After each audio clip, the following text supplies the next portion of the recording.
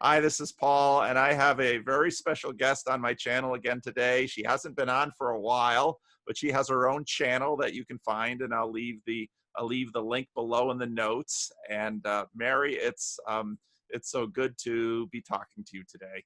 Well, it's great to be back on your channel because this is where it started.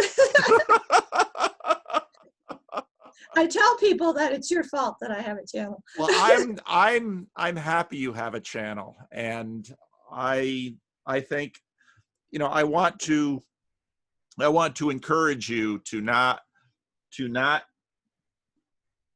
I mean, it's, you know, the YouTube thing is weird because when you have 5 subscribers and then you have 50, it's like, oh wow, I have 50. But then when you have 50 subscribers, it's like, oh, I don't have 100, but then you have 100 subscribers. I mean, this numbers thing is kind of a not good thing because, in my opinion, the numbers don't reflect the quality of the channel. So I just want to encourage you to not stop.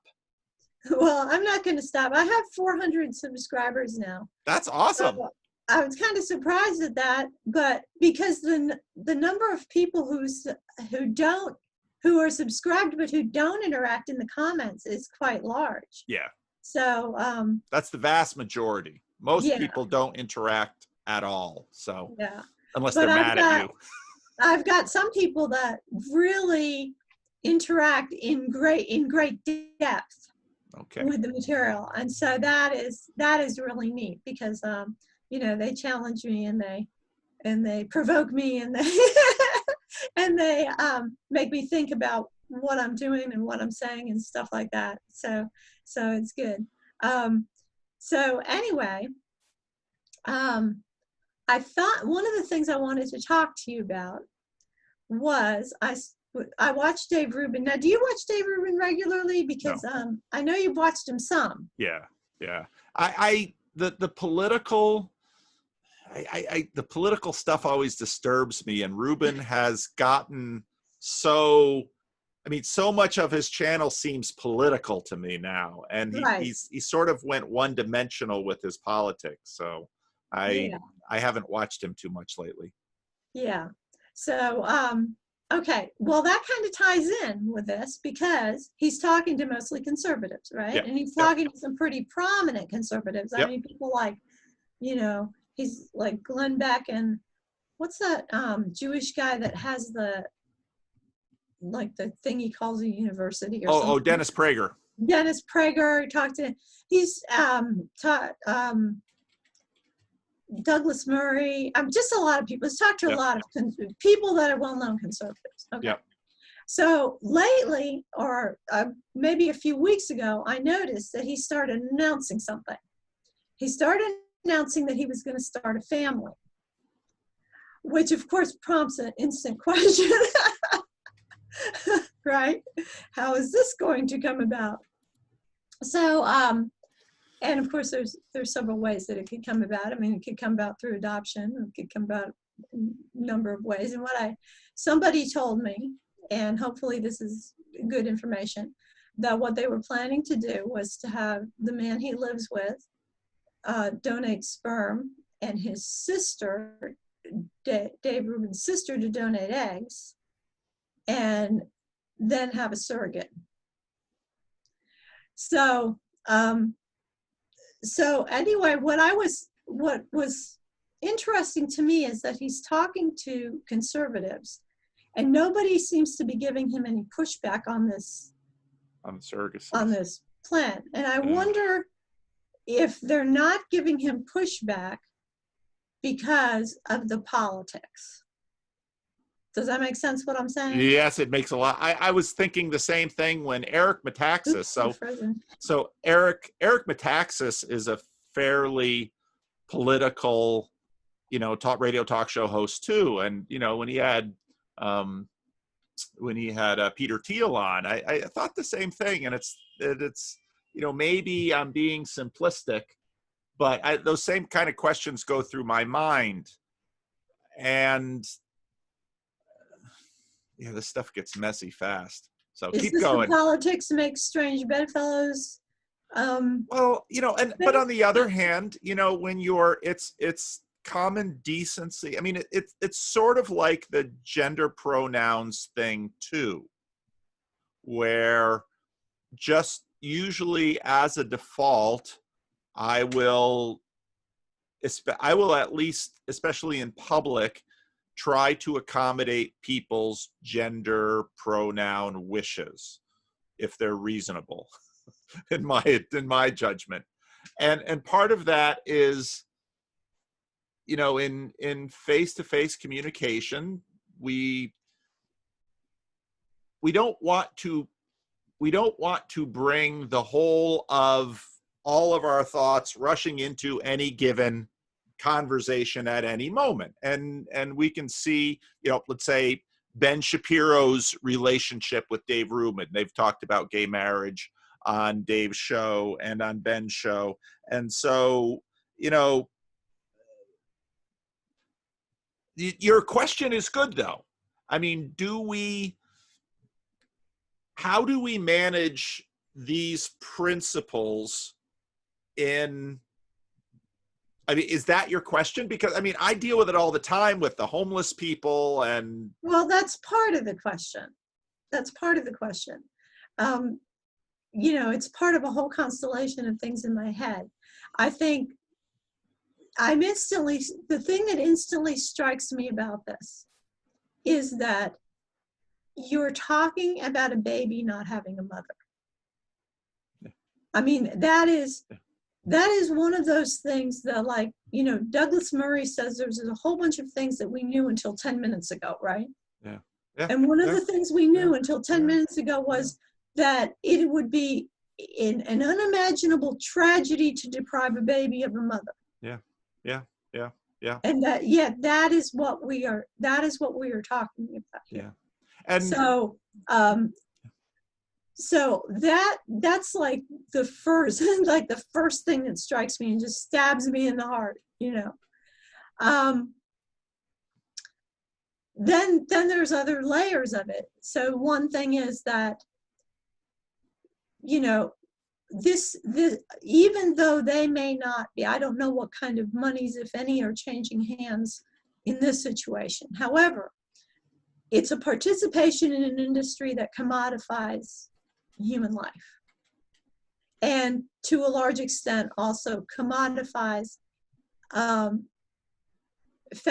female bodies, commodifies the reproductive systems of women, often preys upon poor women, and even women in other countries, you know, really poor women, desperate women. So it's all part of a whole industry that when you look at the whole industry of it, is not something that I would think, because I like Dave Rubin. I think Dave Rubin is really trying to be a good person. I think that's very evident. But I would think that if you look at this whole thing and everything that's involved and attached to it, they'd have to say, you're stepping in a lot of really nasty stuff here. And so I think there's, you know, I think that, and I don't know, maybe somebody's talking to him privately, I don't know. But that's kind of some of the things that I think about with the situation. Well, let's try to separate a few things.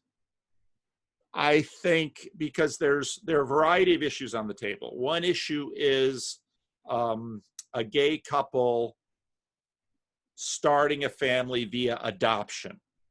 In a case like that, there is a child in the world that is being possibly raised by foster parents who have who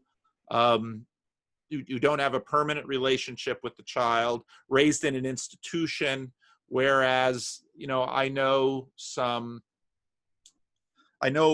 more lesbian couples who have adopted children than I know gay men couples who have adopted children. And that's a conversation we could have, because in a case like that, these children have no father. And I look at the work of Warren Farrell that has done a lot of listing about the role that fathers play in the lives of boys and of girls. My wife's, always tread carefully when I talk about my wife's story. My wife was adopted, and her adopted father died when she was 13.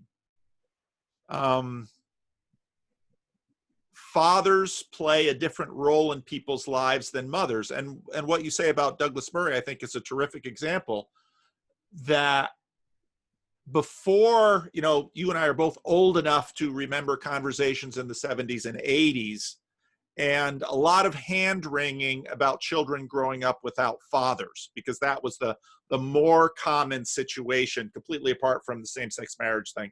That was the more common situation, and the emphasis on the need for fathers. And in a lot of my experience, which was inner city African-American populations who have migrated to the north, there's a video that's getting some steam right now with a bunch of Black conservatives, and Thomas Sowell talking about the fact that before the 1920s, out of wedlock births in the African American community, that their rates were lower than in white communities, which I thought was interesting, that the number of African Americans growing up without fathers in the home. I mean, this is a 20th century, 21st century thing. And so that's an issue, okay?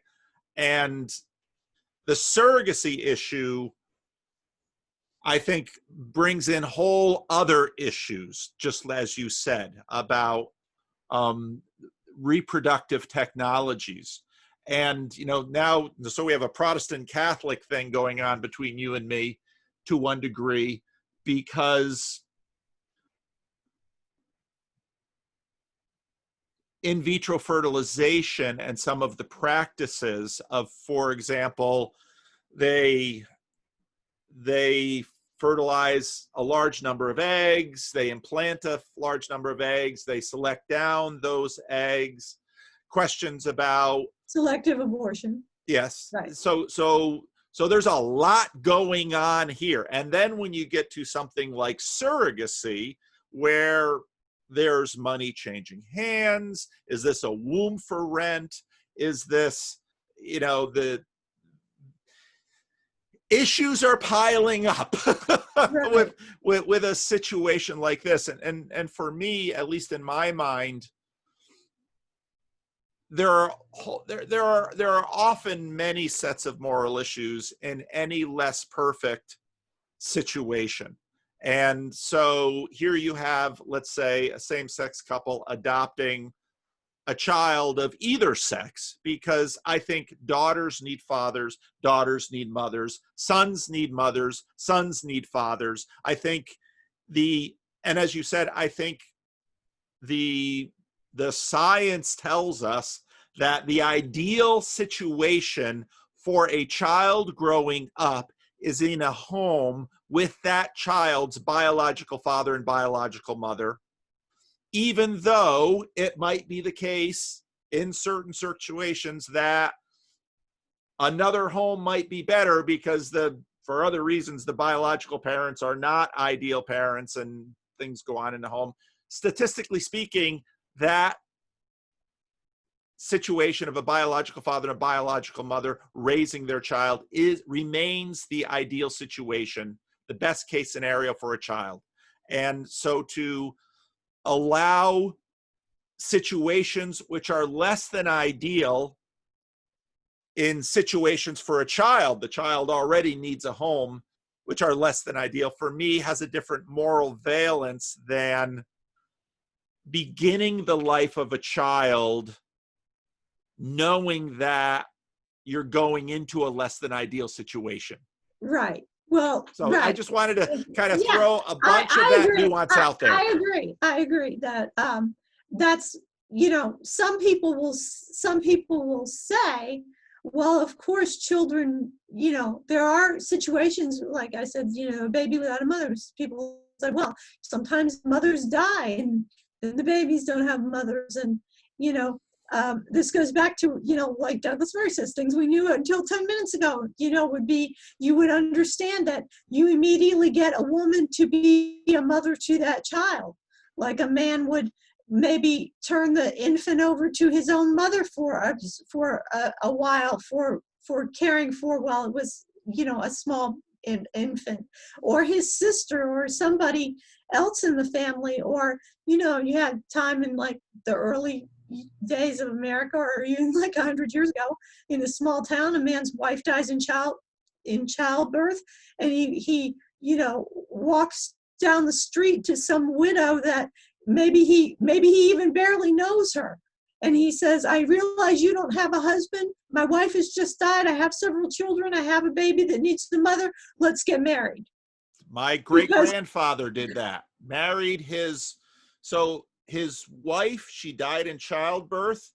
She had a brother who was married to another woman. The brother had died, and so the other woman was a widow, and my great-grandfather was a widower. She left her child with her parents, became the caretaker for that family, and that was the story of my great-grandfather's family. And so that was my grandfather's, that was the woman who raised my grandfather and became Grandma Vanderclay. So yeah, this has happened in the world a lot. Right. But there was an understanding that what we're doing is we're prioritizing the needs of the child. Yes. Yes. Yes. Yes. Above the adults' preferences. Yep. The needs of the child come above the adult's preferences. And in this case, yes, it's true there are tragedies like what happened with your great-grandfather. There are tragedies where people die or some horrible thing happens. But in society we have compensatory arrangements for that, right? But I liken it to, okay, most people have 2 legs and they can walk, all right? Sometimes something terrible happens and a person loses their legs or their back gets broken and they can't walk, so they're in a wheelchair. And a wheelchair is a wonderful thing. It's a wonderful appliance, and now they have electric ones and everything like that, and it's a great advantage to a person who can't walk to be able to get around in a wheelchair. But we don't go around saying a wheelchair is so wonderful that we'll take a sledgehammer to people's backs so that they can enjoy the advantage of a wheelchair. Right. So in other words, we don't, just because we have the compensatory vehicle, we don't create the situation. It doesn't give us an excuse to create the situation. And actually, a thought I've had with abortion is a lot of the American abortion debate is actually about the participation of the doctor, because people say, my body, my choice. If a woman came into a doctor and said, I would like you to amputate my leg, I have decided, my body, my choice, I'd no longer like to have a leg, I'd really like to have a wheelchair. I don't think you could legally coerce a doctor in America to have a leg amputated. Well, actually, unfortunately, there are people that have this mental condition where they're alienated from parts of their body, and they make the same claim that trans people make, that they must have this surgery or they're going to kill themselves, or they're going to do, it's body image dysphoria or something like that. And they'll claim that their leg does not really belong to them and is alien to them, and they want to get rid of it. And they do actually, they have, I don't know if they've legally figured out a way or to make the claim, or they found some doctors that'll go along with it, or what it is, but those kind of things do actually happen. Really? Yeah. Wow. You read stranger things than I do. So I wanted to get the, in terms of the conversation, I wanted to get the and you had the right word for it, a compensatory arrangement out of it, because I mean, and part of it, what's difficult about a conversation like this is okay, what is this conversation about? Is this conversation about what the US government would or should allow? Is this conversation about what is moral or immoral? From what point of view? Because I think you're exactly right that, let's say a couple decides, you know, and of course birth control has brought all of this to the fore in a way that before we had cheap and effective birth control, this wasn't so much an issue. Although parents, you know, you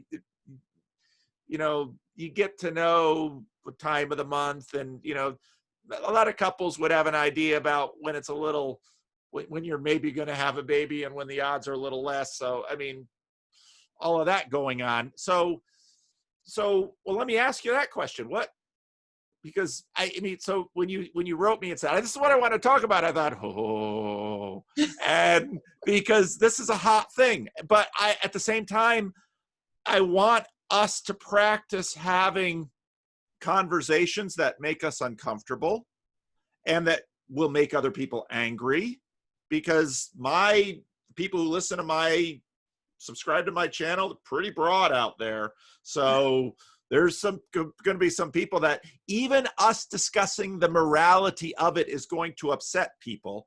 And so part of my question is, what aspect of this do we want to talk about? And any aspect is okay, but I think that's part of the nuance and reasonable request of a conversation, is because we can just come up and say, this bad, me against. That's very low resolution.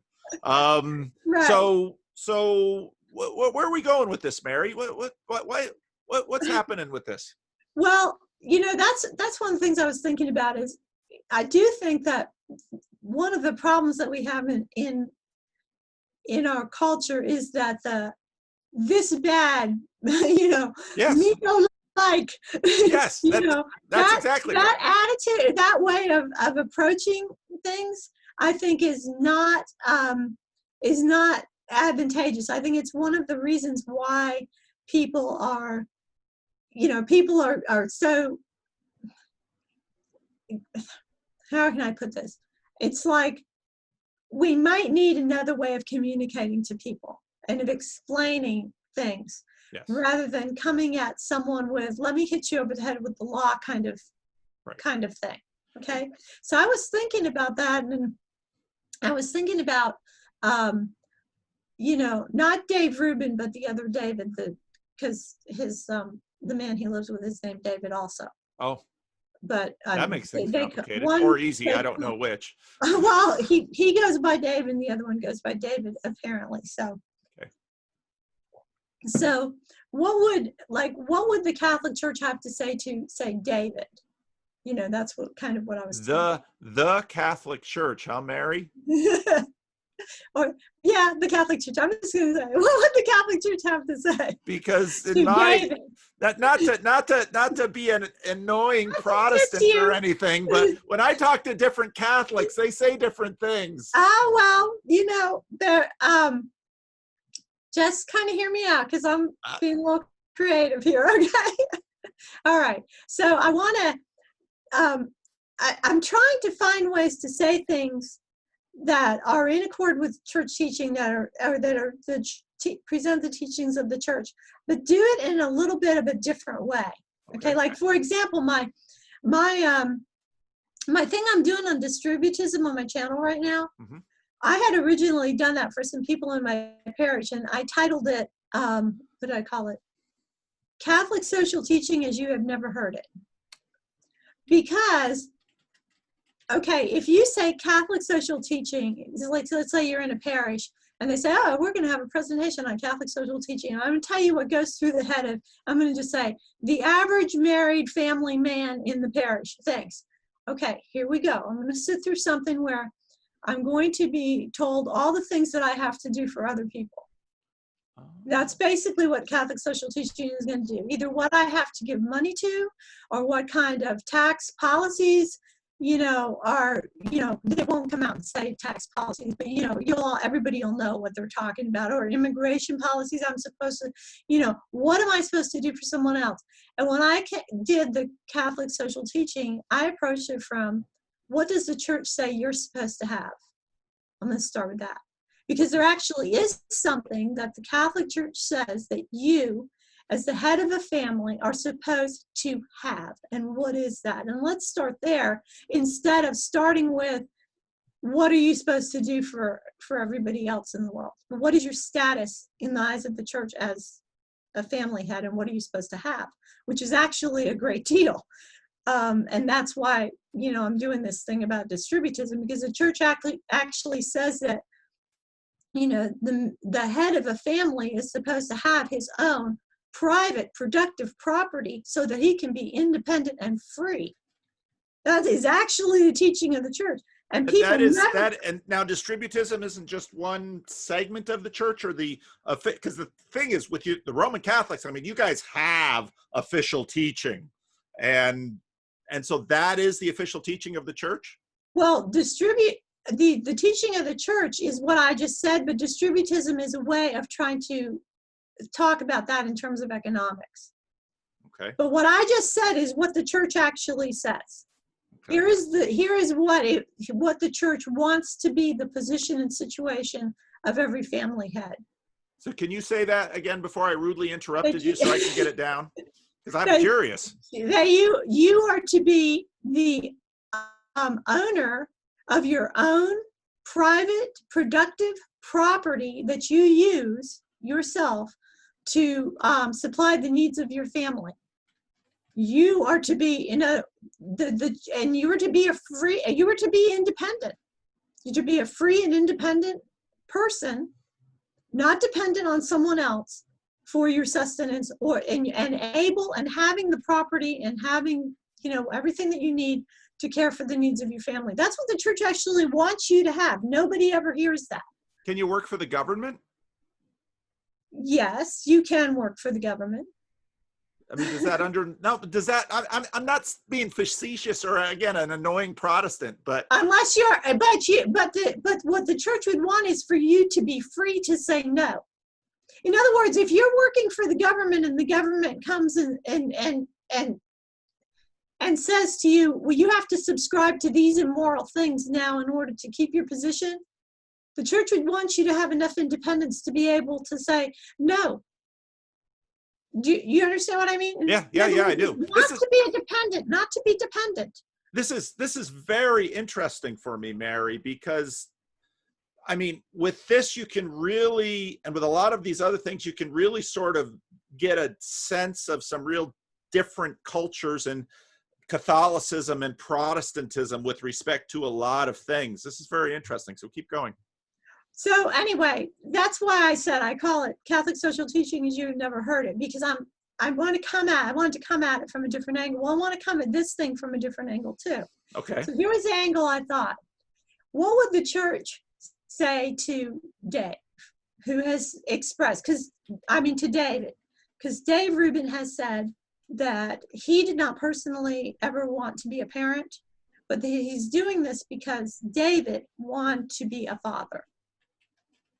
Okay, so I would say, the church would say to David, your desire to be a father is wonderful. It's noble. It's good. It is, in fact, the calling of a man to be a father.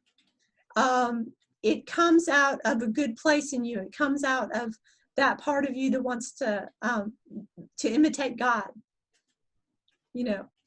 And that's good. So how ought you to go about that? You ought to marry a woman and have children. To which, and I want to take it off of using David, and just say that this would apply to any man. Right. And so a man might say, well, if I did that, I wouldn't be having sex with who I want to have sex with. Right. To which the church could probably say, yeah, well, join the club. That's true of all the married men. Mary, what are you saying? What are you saying about men? That we're randy beasts who have thoughts that perhaps are less than honorable from time to time? How dare you say that about men? As a man, speaking as a man, I'm offended. Yeah, you look real offended. No, and I like the way you laid that out. And because in a lot of ways what you illuminate here is that within our choices we are expressing a hierarchy of values. And in a sense, some of what we're doing is sort of trying to have it both ways. In that I'd like to be a father, but I prefer having sex with men. So this way, or with anyone other than my wife. Or with anyone other than my wife. So I'd like to have it both ways. My wife, I will dare to speak for her.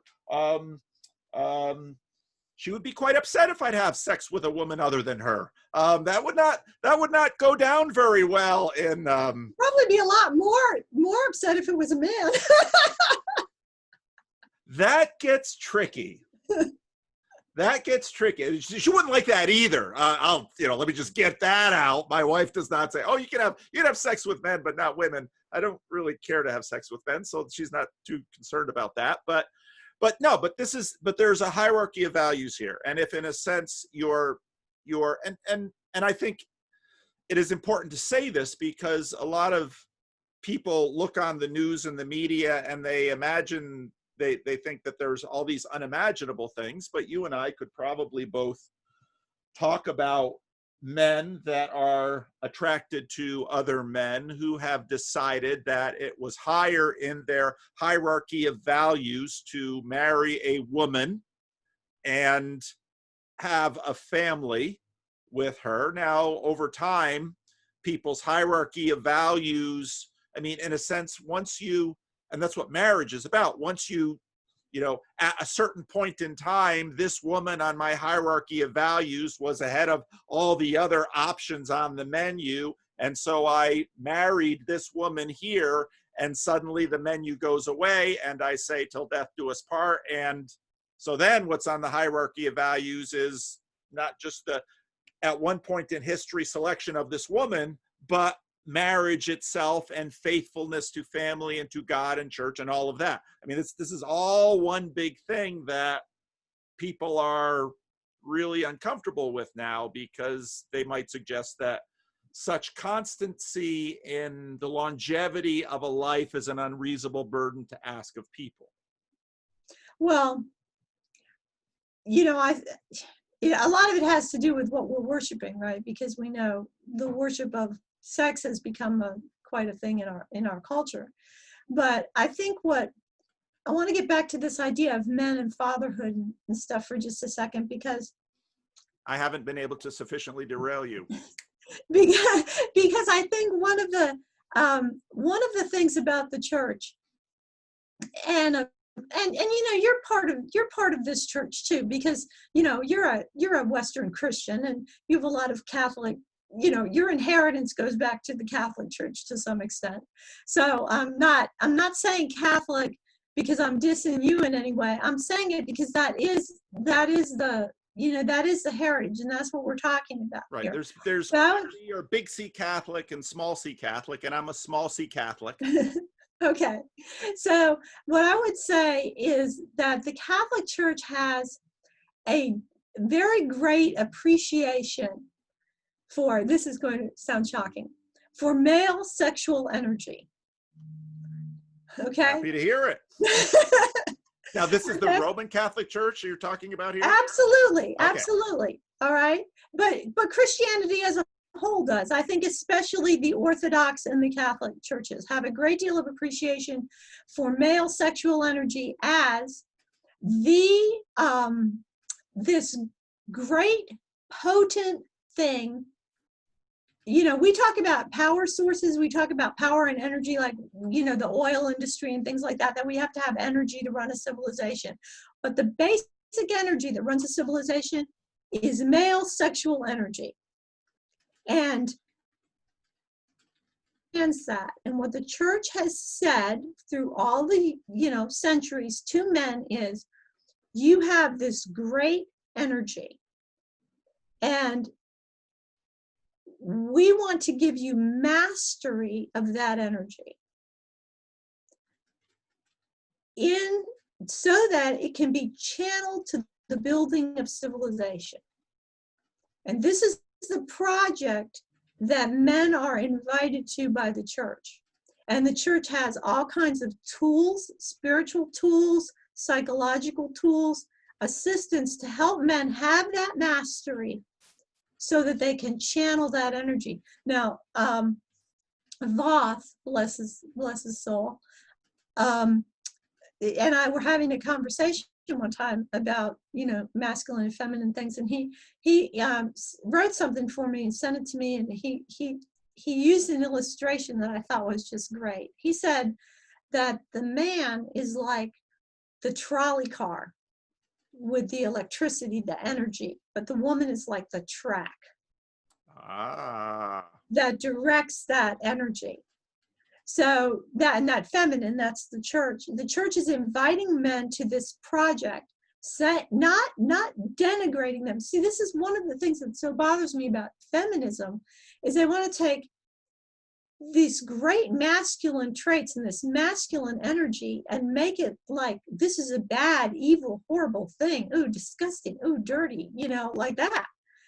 But that's not a Catholic mentality at all, And so, as a Catholic woman, I can say, I admire masculine energy and I admire men and as men, and enjoy them and recognize and admire their potency and their power and their that penetrating generativity that they have. Do I have to put a thing on this for YouTube after you just said that, Mary? That sounded awfully R-rated. Keep going. I'm sorry. I shouldn't interrupt. And so, but what the church has given to us, and what Christian faith has given to all of us, is a way to take all of that great masculine energy and direct it towards the building of a civilization. And I'll tell you something really funny. We had a situation in one of the churches, one of the parishes, and I don't know where it was, but it was in the past couple of years, where a priest who had same-sex attraction, was celibate, decided that he had to come out to his congregation, that he had to tell them that he was gay. He told them that he was celibate, and but he felt like he had to be honest with them, and he had to tell them this. And so a woman parishioner wrote a letter to him, and it was made public somewhere, somehow, I don't know, but it was hysterical. She said, why do you think that any of us care who you're not sleeping with? I was wondering. She says, raise that. She says, what about all the other people in the congregation who are not sleeping with someone? Do we care who they're not sleeping with too? She said, at least you don't have to sleep, or no, the person you're not having sex with. She said, the person you're not having sex with. But do you think we care about who you're not having sex with? We don't care about how all the other people that the people in the congregation are not having sex with.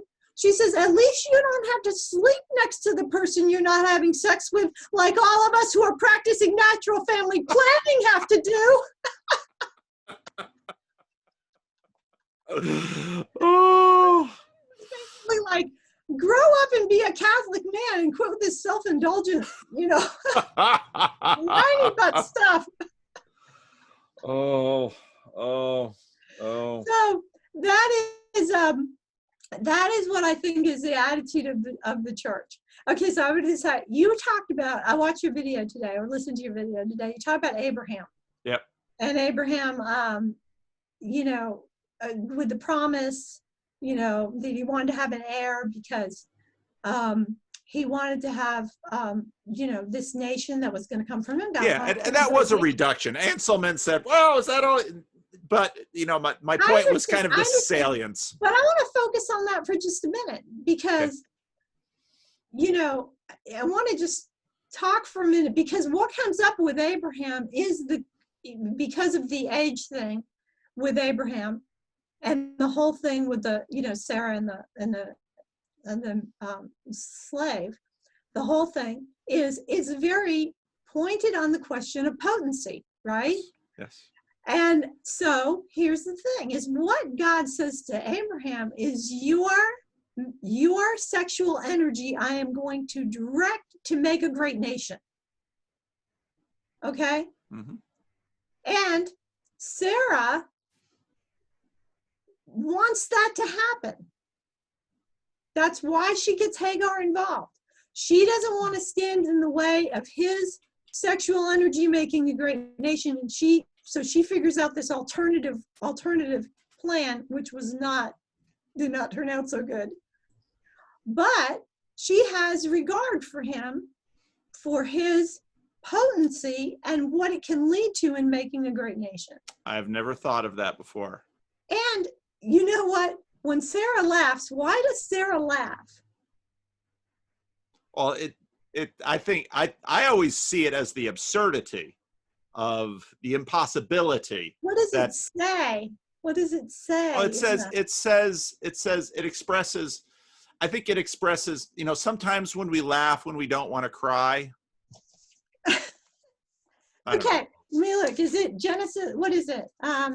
It should be around Genesis. 16? It's the Genesis 18. It'll be before Abraham talks to God about Sodom. Okay, so I got it. Okay, so Sarah laughed to herself, saying, listen to this. After I have grown old and my husband is old, shall I have pleasure? She's laughing at the thought of having sex and the pleasure of sex again with her husband. So then when the angels say, you're laughing. No, I didn't laugh. She's embarrassed. Yeah. When she's asked it, she is embarrassed. But it's not, you know, some people take it like she's laughing in disbelief. Yeah. She's not disbelieving. She's like, she thinks, wow. Good point. So anyway, this is, you know, people think the Catholic Church is real prudish and not, you know, is like, no about sex. It's just the opposite. I think the church has sex in high regard. Like Scott Hahn wrote a book about sex, and what did he say? He says, sex is like, what's it, cornflakes, and it's great. You know, the church says it's great, and he has a couple of other little things he puts in from advertising about. That's what the church really says about it. But recognizing its great energy, great masculine energy, and what it can do when sublimated, because that was the whole purpose of celibacy, was the sublimation of that sexual energy to higher things, to generation of philosophy and spirituality. So that's what I think the church would want to say to, you know, this whole idea of identifying people as homosexuals is a very new thing. That didn't used to be the case. Yeah. You know, we didn't used to have this classification. Yeah. And I think the classification should just be men. You know, men. You're men. Here's the calling. The calling is to fatherhood. The calling is to use that sexual energy that you have to make a great nation. And we can't do that if our choices are going to lead to the destruction of children. Yeah. Because then we don't have that. We can't generate a great nation without children. Well, I think also, and I've heard whispers of this. I don't know how children are going to respond to, I mean, part of my concern, I have a lot of, concerns with these arrangements, especially when I see enough biological parents not parenting well. I see enough biological parents no longer, I see enough biological parents losing interest in their children, and not just the kind of interest that has to be sustained as a parent, but even the committed interest to provide financially and encourage. And because part of, I mean, the thing about parenting that few people talk about, and I've talked about it a little bit on my channel in the earlier days when I was doing this adult parenting class, is that you don't stop parenting ever. I mean, children, they grow up and they have families of their own, but you still have a relationship with them, and you're still their parent until you become their child. But you know, these are the things we start without knowing what we're starting. Parenting, marriage, all kinds of things in life. I do appreciate what you have to say, though, on this point, and I think it's well said, and I think it's important, and I think Protestants have something to learn from these points that you've made, especially. I'm going to be, so I have an author, I have a book from an author, and the book is, I'm reading the book now in preparation for the conversation I'm going to do with this author. And right now, especially in Protestant churches, there's a whole lot of negativity about masculinity. And what's interesting about this is, you know, for all of the discomfort that Protestants can have about Mary, there's at least in some ways a masculine feminine balance that has been managed in Roman Catholicism, that certain types of Protestantism with their, that I've been one who has been I've been one who's been opposed to keeping women out of church office. And I say that very intentionally. But it's interesting that in certain tribes, certain areas of the church that are really demanding of women's priesthood, as C.S. Lewis called it, there's a real disparagement of masculinity. And I look at, you know, I've benefited a lot listening to people like you, people like Jonathan Peugeot.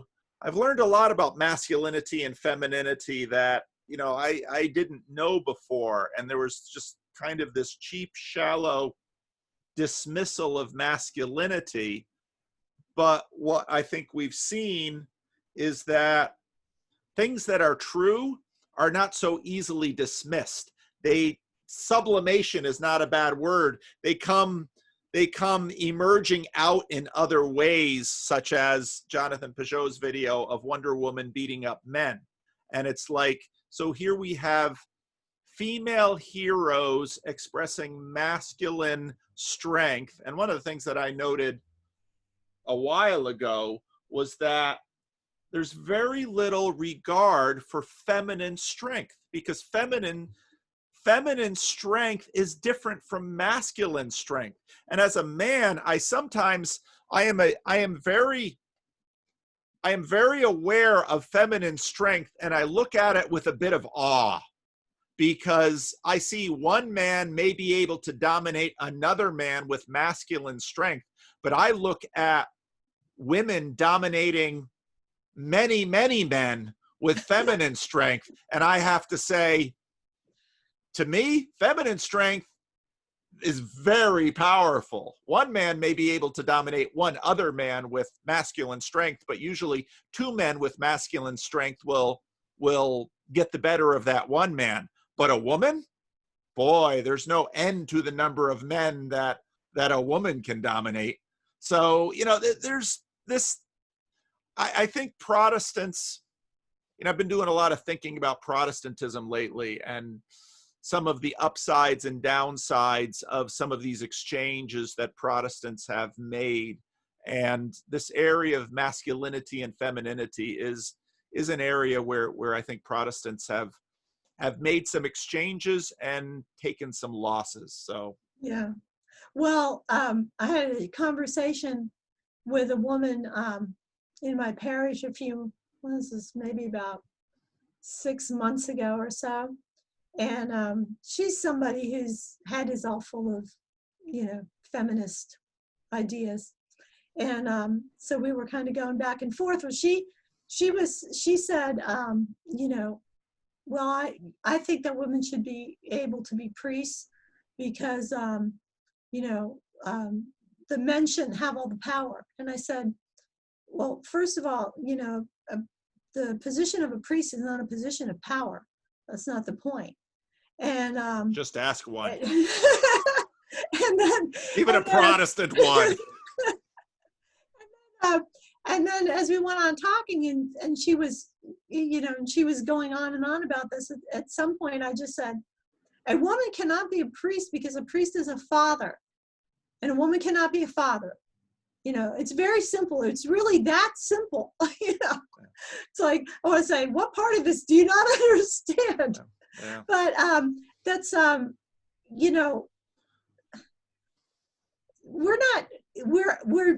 it's not going to happen in the Catholic Church because we already, thank God, Pope John Paul II, it was so clever in the way he put it. You know how he answered this question of women's ordination? You'll love this. He said, we do not have the authority to ordain women. The church does not have the authority to do it because Christ did not give us that authority. If he wanted to have, if he wanted to authorize women to be priests, he had his mother right there. He could have made her a priest, but he didn't. And so if the Virgin Mary is not a priest, then we can't say that we have the authority to ordain women. So I love the way he put it like that. He put it as, this is not a power that we possess. It's not an authority that we possess, rather than saying, as an authority, we're going to say no. Yeah. So I really love the way he said that. But he said something else too. This question of, if the masculine vocation is to fatherhood and is to that penetrating generativity that brings forth a civilization, which it is, then the woman's role is submission, which means what? It means that our mission as women is under that mission. It's supportive of that masculine mission. That's what it means to be in submission, that our mission is in support of their mission. And John Paul II said something else too, and he wrote a document on the dignity of women, and he said that mankind, and this was like, I think around 1985 or something like that, and he said that mankind was coming into an extremely perilous situation, and that men needed women, the support of women, in order that mankind may not fall. And I look around at feminism and its denigration of men, and its contempt that it has for masculine sexual energy. And I just say, oh my goodness, this is terrible. Men need our support, and they need our respect. And, I think men are wonderful. I'm just a normal woman. Well, thank you.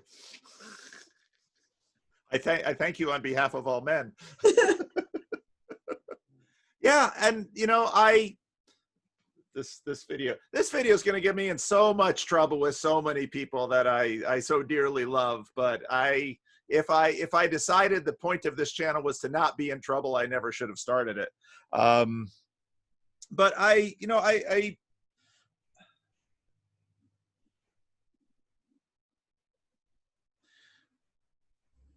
if we're going to know things, we're going to know things that we might not like. To me, that is part and parcel of knowledge. If we're going to have a will and if we're going to have knowledge, we're not going to always match up. And, you know, part of so the Christian Reformed Church ordained women, you know, that fought that fight in the 70s, 80s, 90s, and they sort of came to a political truce in the 90s,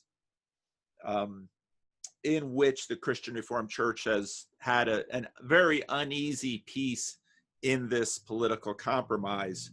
And so I've, because of, you know, being born in the 60s, and I've known women and continue to know women on both sides of these issues.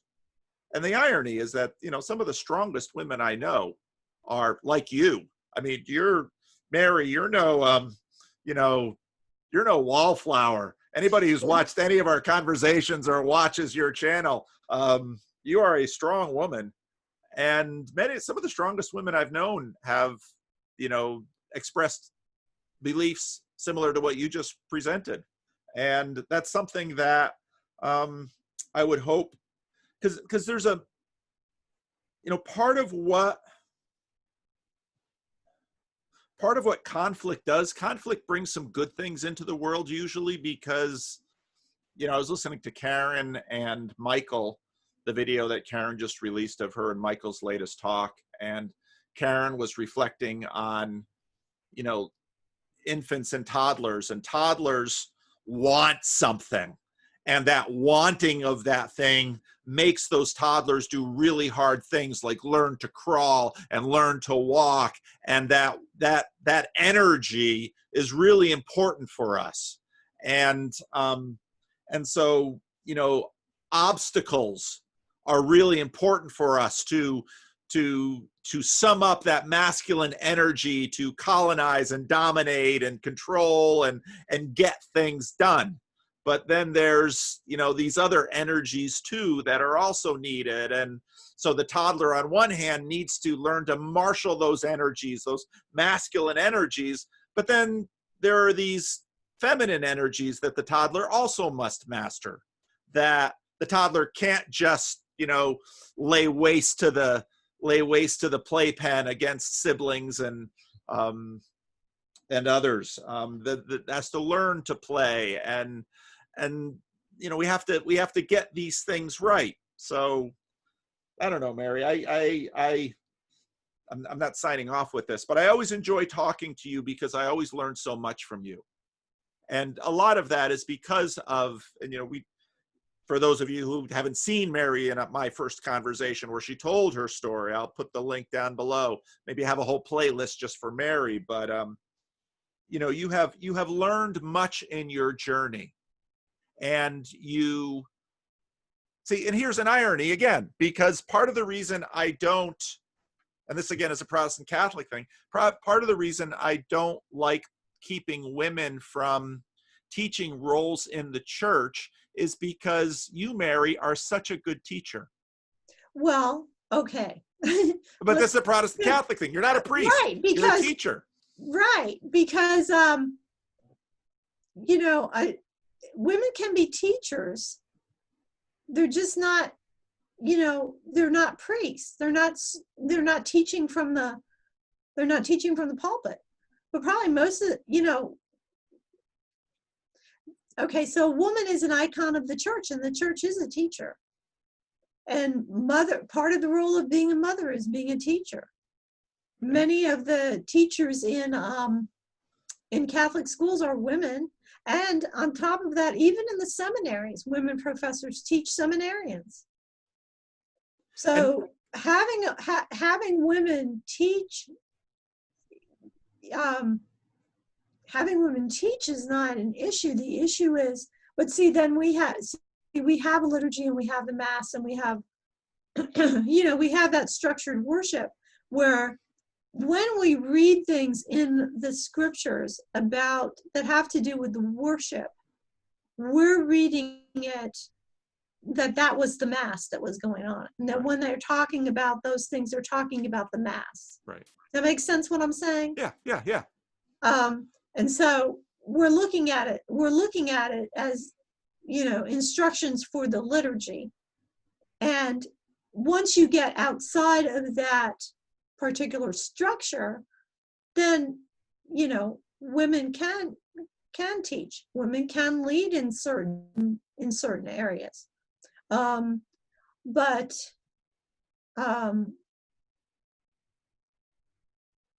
it's so that's why it's so, I don't know, I want to say annoying, but that's not quite the right word.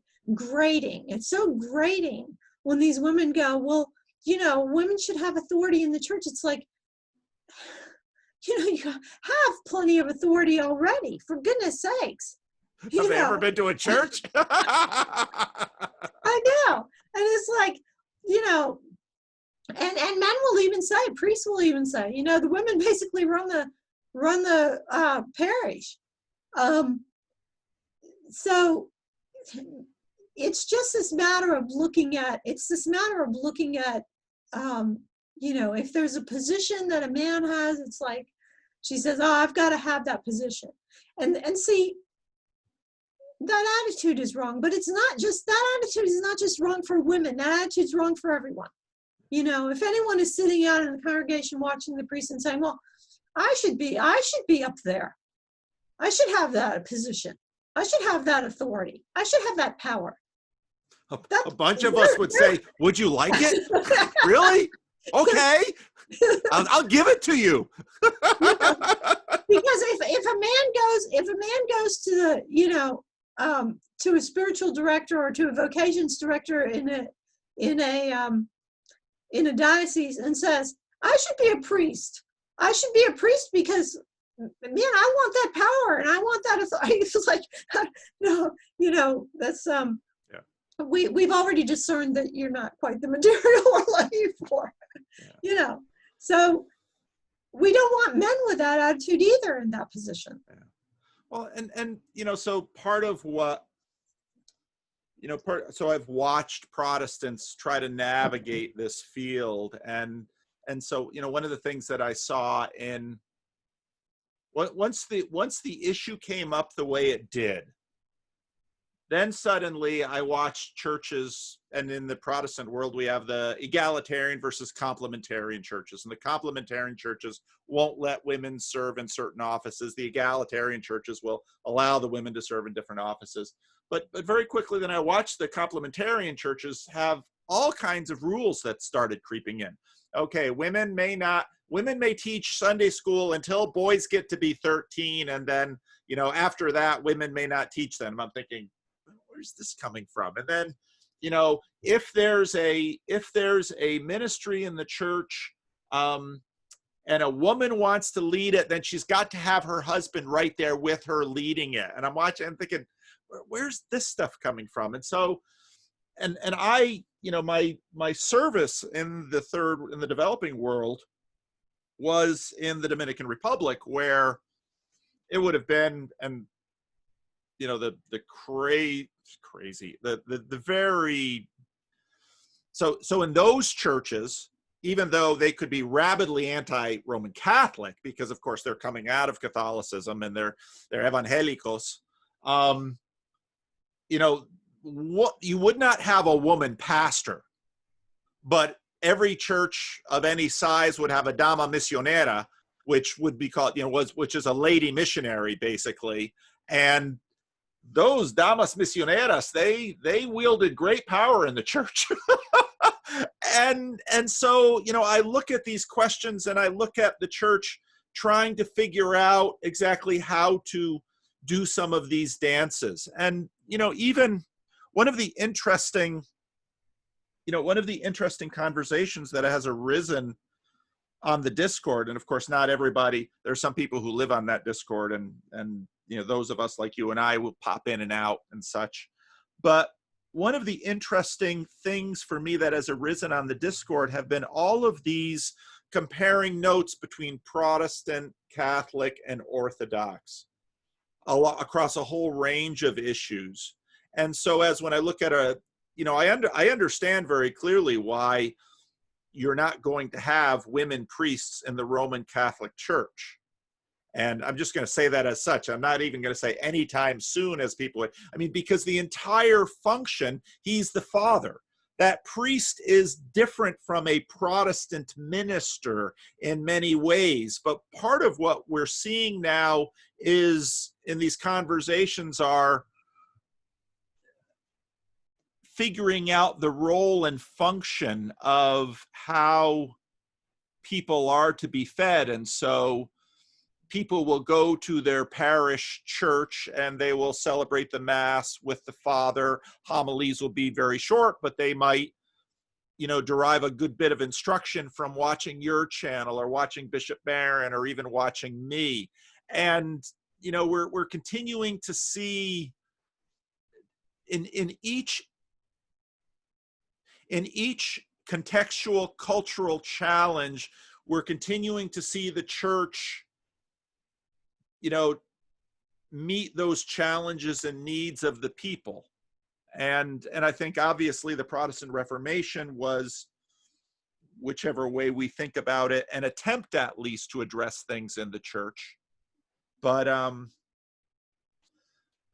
I again, I for one, maybe it's just my weird high and openness nature, but I have benefited greatly from you and from you know, Brett Sockold. I mean, what I haven't learned from this guy, and from Jonathan Peugeot and the Orthodox. I didn't know anybody in the Orthodox Church, and Did you see my conversation with the Orthodox priest? no, is that on your channel? I'll have to watch that. Well, he'll be coming back, Father Tom. He's a longtime friend of mine. Okay, And, I think I did see some of it. Now that you mentioned it, because I thought, well, that's interesting.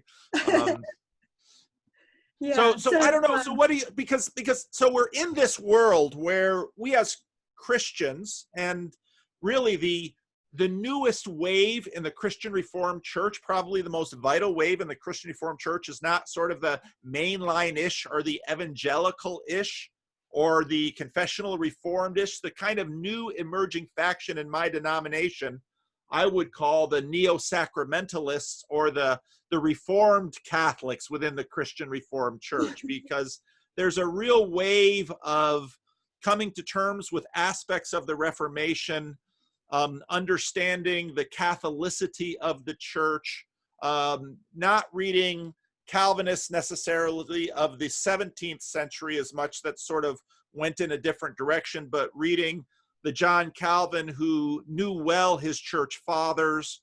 And so, you know, there's a lot going on right now in the church. But at the same time, I mean, we started, and maybe I successfully derailed this uncomfortable conversation, but we started talking about Dave and David. And, you know, you're a fan of the Rubin report. And well, I have some of your sensitivities too with regard to the politics, because okay. I often feel like the same way that I felt about Jordan Peterson too, is that there's not enough coming to grips with some of the pervasive injustices of the society, you know. And I've talked about that on my channel. I mean, when I started the Distributist series, I started off talking about, you know, I call it, can Distributism answer Game B's questions? Because I'm bouncing off of the Game B conversation on Rebel Wisdom, which I noticed you've been paying attention to also. And so they're asking questions, and one of the people they had on there actually said, well, what are the other models that we have for civilization? You know, can we learn anything from the Middle Ages? Did you hear him say that? I'm like, yeah. You know, but when people think of the Middle Ages, they don't, first of all, the Middle Ages is big. So, you know, what century are you talking about, right? It's 1,000 years, really. Yeah. And so, you know, people often have an understanding in the Middle Ages. It's kind of like they're thinking 11th, 12th century, something like that. They're not thinking 13th, 14th century. They don't realize the transitions, the tremendous the tremendous technological advances that were made during the Middle Ages, Yeah. mostly at the monasteries. Yeah, yeah, yeah. You know, yeah, yeah. the machinery that was being created, and the understanding of plant genetics and animal genetics and all of that was going on. And so, you know, to sum up real briefly what I did on the Distributism, I did a series of 3 videos on Hilaire Belloc. Now, Hilaire Belloc is Chesterton's great friend, right? G.K. Chesterton, Hilaire Belloc. And in fact, George Bernard Shaw called them together the Chester Belloc. He treated them like they were one animal, you know. And so the Belloc wrote The Servile State, where what he did was go through the history, starting talking about the economy of ancient Rome, which was a servile state where much of the labor was done by slaves, and then talked about how did the church reformulate society all through the Middle Ages, gradually eliminating slavery and coming to the point where you had what we call a distributed economy, which is an economy of wide ownership, so that productive property was widely distributed throughout the society. And then what happened to that? How did that change? And we get back into a situation where most people do not own productive property. Productive property is only in the hands of a few, and other men have to work for them. So that's communist, Mary. Distributism is not communism. And the church is very much against communism. In fact, what we say, distributists will say, is that the problem with capitalism is not that there are too many capitalists, it's that there are not enough capitalists. So, it's definitely not communist. It's definitely not, you know, Marxism or anything like that. But that's the question that people are asking. One of the questions that people are asking is, if we didn't have, excuse me, let me get some water here. If we didn't have this capitalism the way that we have it, is the only alternative communism or socialism? Is that the only alternative? And distributism says no, there's another way, and we already have a model of it. We have a model of it in productive property widely distributed throughout the economy of the late Middle Ages, which it took the church like 1,000 years to build that economy and to develop the habits of mind in people that would support that economy.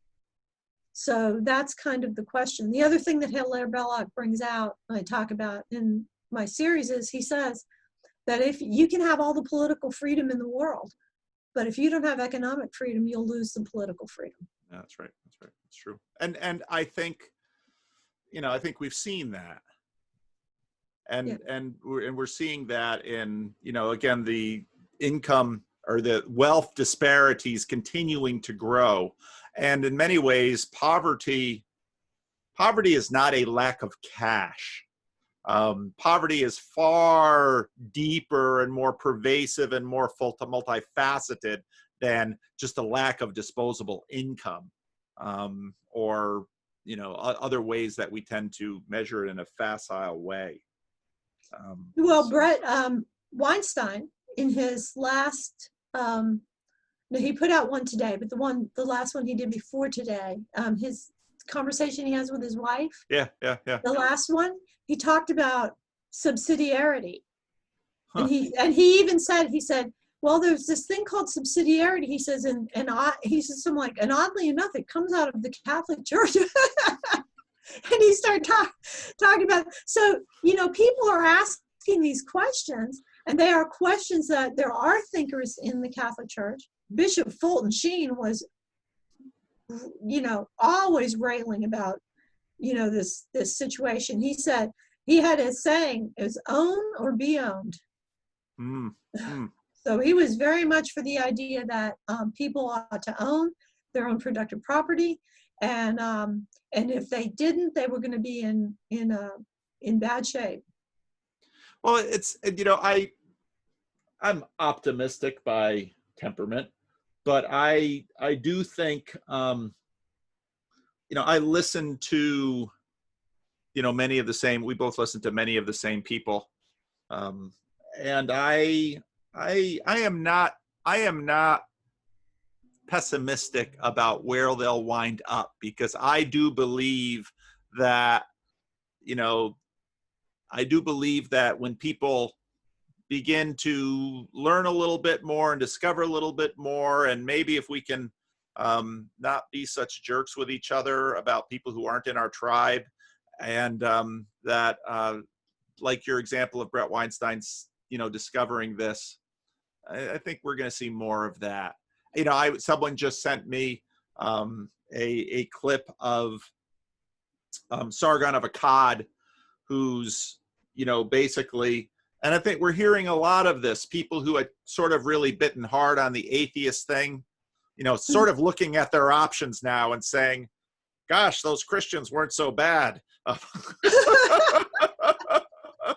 I'm going to deal with a fundamentalist, at least I want to deal with someone who says, a fundamentalist who's following someone who died for his enemies. That's not a bad fundamentalist to have around. So Yeah.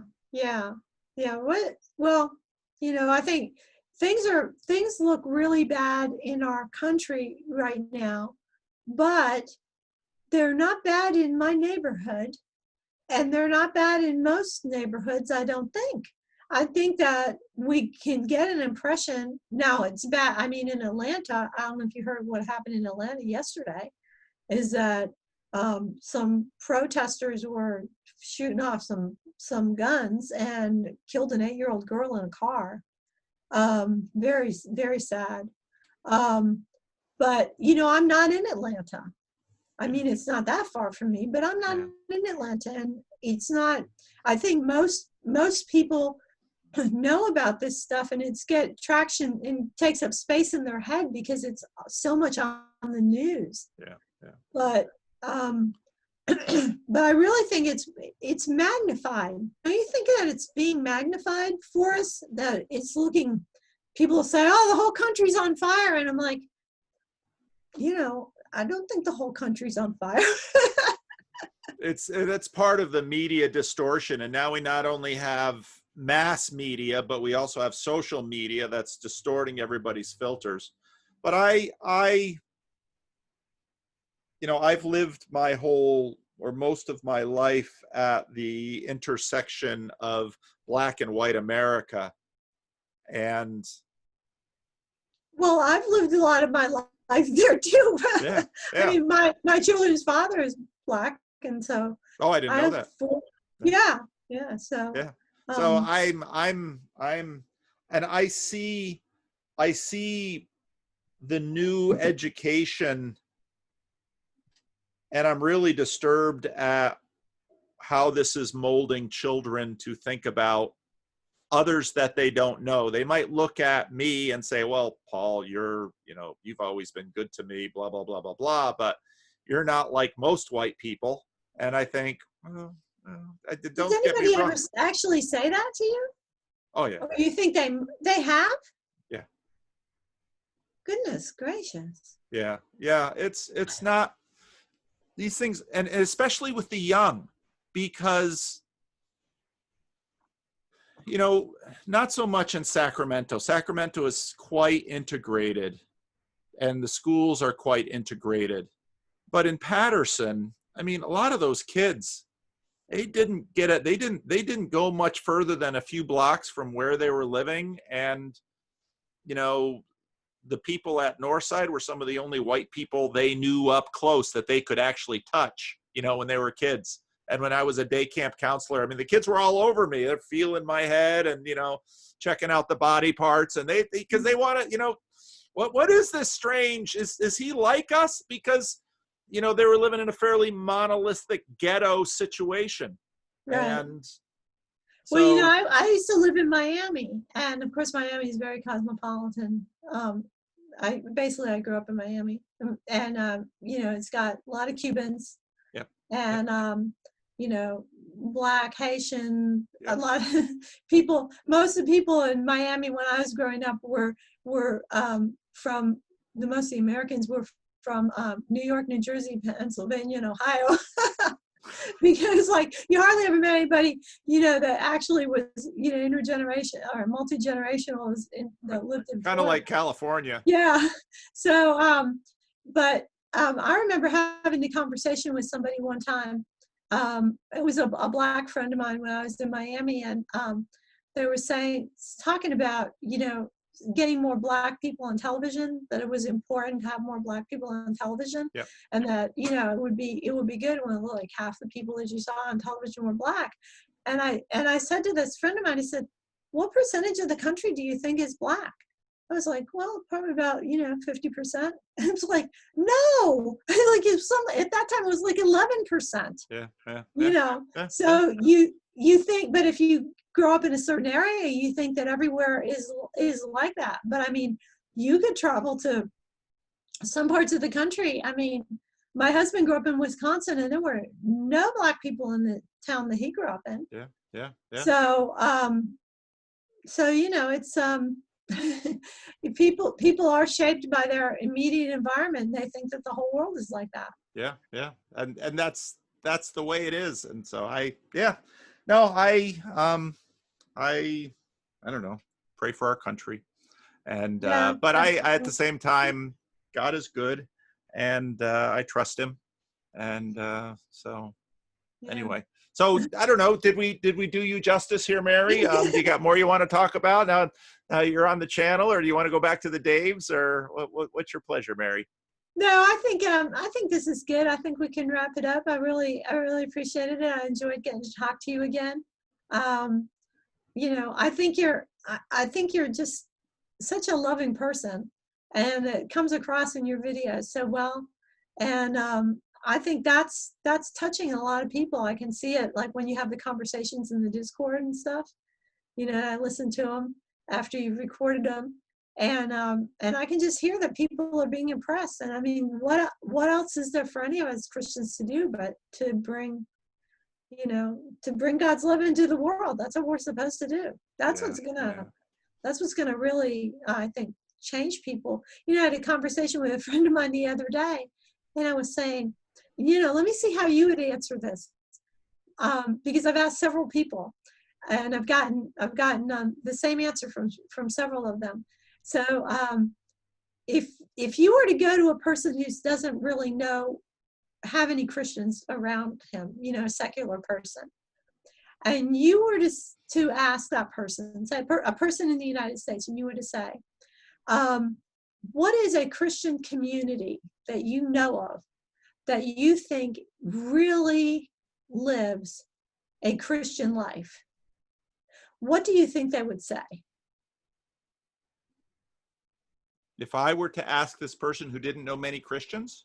Who really didn't know Christians, just had to go by from the media, and you ask them, what is a group of Christians that you know of in the United States that really is living a Christian life? Who do you think they would say? I think they would pick the politically caricatured fundamentalists, because those are the only Christians that they hear about. Oh, well, that's one answer perhaps. But yeah, I've had several people say the Amish. Yeah, the Amish got some attention with the with that tragedy of the killing of those schoolgirls. Yeah. And that I think got some people's attention, and I think that's true. In talking to, so now, because of the channel and because of the meetups and because of all of this, I obviously have many more conversations with people with quite a bit less experience with Christians. And there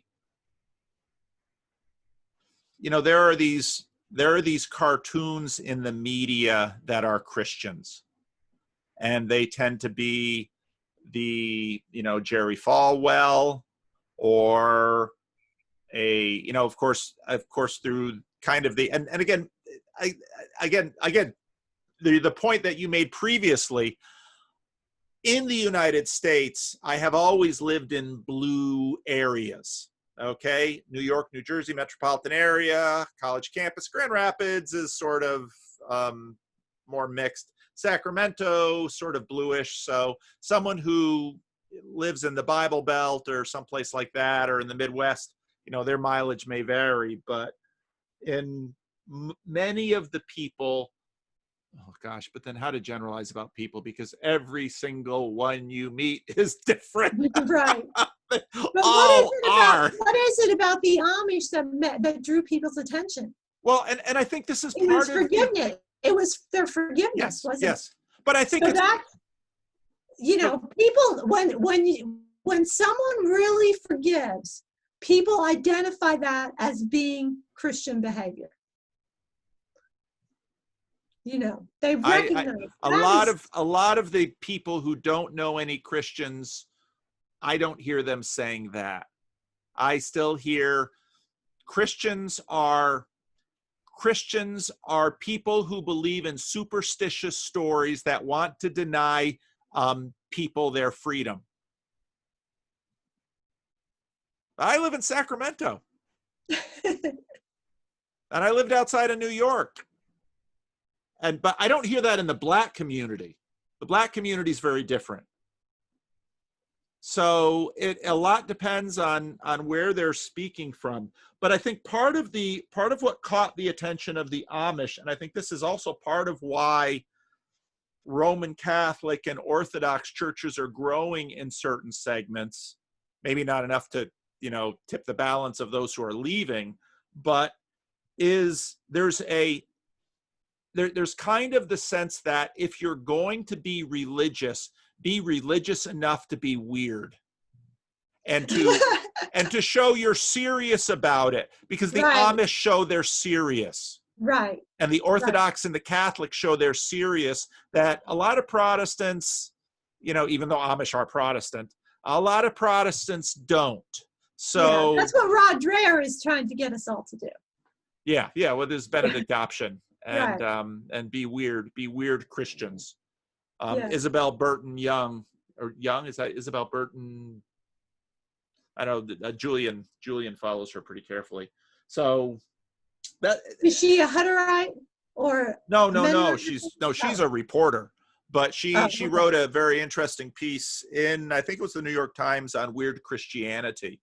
And I think what people are sensing is that if they're going to do something as countercultural as be a Christian, they might as well go all the way, because that's the only kind we're really going to respect.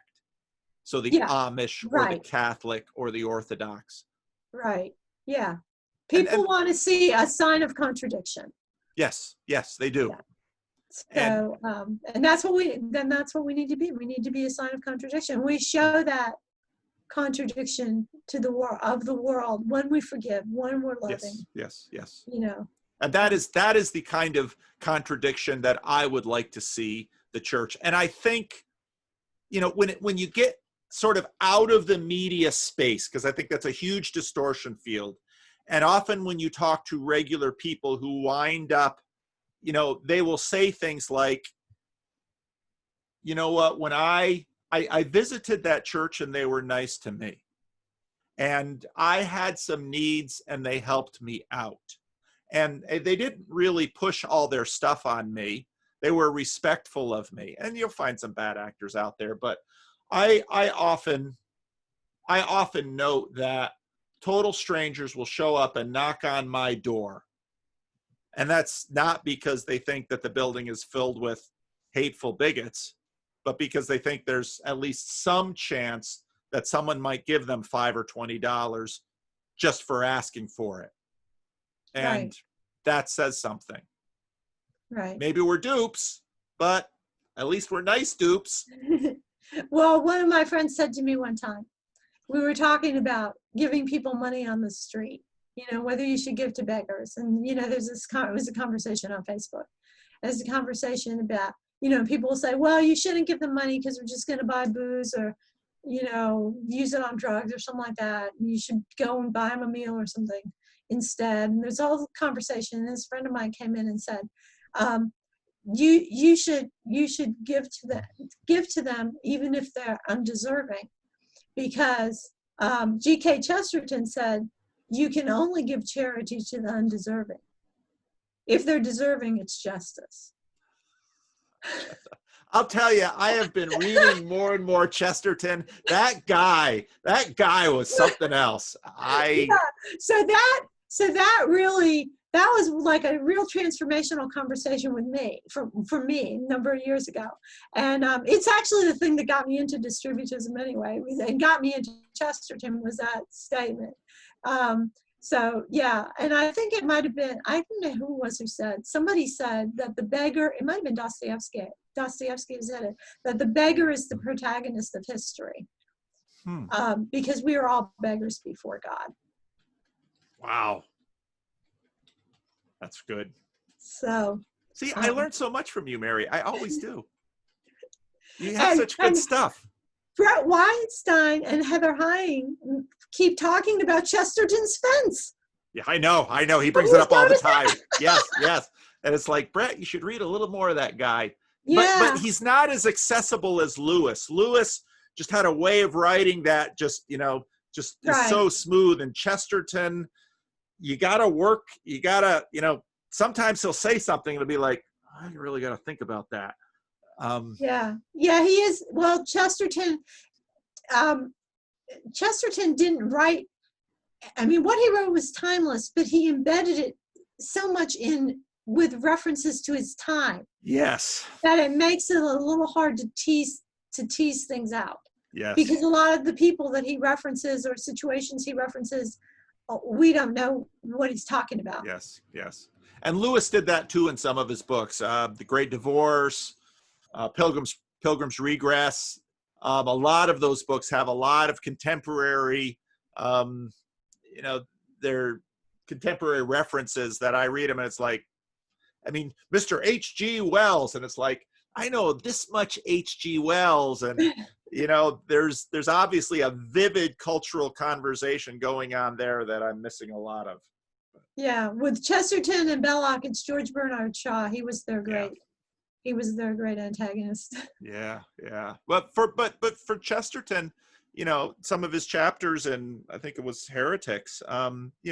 He's also got great love for Bernard Shaw. Oh yeah. They were great friends. They were constantly together. Yeah. So, in fact, there's a wonderful picture of George Bernard Shaw, Chesterton, and Belloc together. So, this. It's like, all the stuff that we're doing. They were the IDW of their time. Yeah. Except there were some Christians in there. Depends how we define our little IDW here, our little. I don't know. You're the pastor of the IDW. Yeah, look at my flock. They're avoiding me. I'm too low status for them.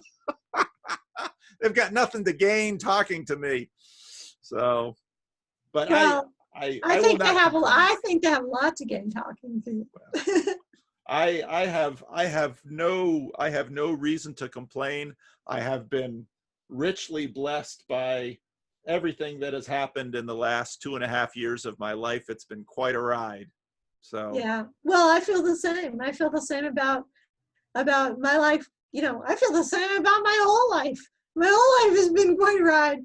Yeah. I've had a lot of interesting experiences, and talked to a lot of interesting people, and so God is good and faithful, and we'll just keep on keeping on. So indeed, I will see you around, Paul. Okay, Mary. Until we talk again, always a treasure to talk to you. You're a real blessing to me. Well, thank you. And if you're not watching Mary's channel, go over there and subscribe, because she's got a lot of really, if you've learned from her today, you'll learn more listening to her. There you go. Thanks for the plug. All right, Mary, take care. You too. Bye. Bye-bye.